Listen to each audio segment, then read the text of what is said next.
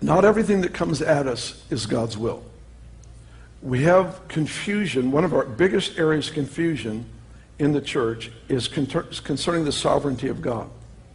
We know that God is all-powerful. We know that he is in charge of everything. But with that, we make a mistake in thinking he is in control of everything. There's a difference from being in charge and being in control. If you think he is in control of everything, then you have to believe that Hitler was his will, that he was just going to work it for his purposes. Why would God raise something up to be his will that he empowers you to pray against? You've got a split personality. You've got the Father working against the Son working against the Father. So you have to understand that God has created a system where humanity gets to live, and through partnership, we get to demonstrate and manifest the dominion of God in the earth.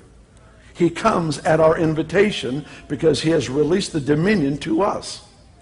That's why prayer is so essential. And so if you believe that God is in control of everything, then you have to look at crisis and tragedy and say, well, he allowed it for a purpose.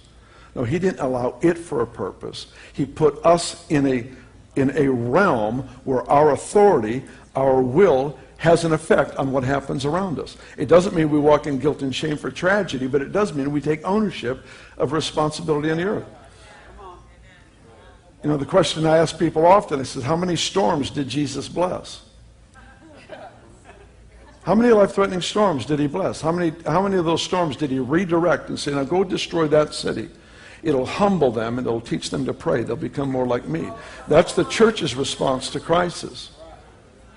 Is that, well, God worked it for good. Well, he can use anything for good. That's our ace in the hole, so to speak. I mean, that's the trump card. Anything that happens, he can turn around for good. But it doesn't mean it was his will or his purpose.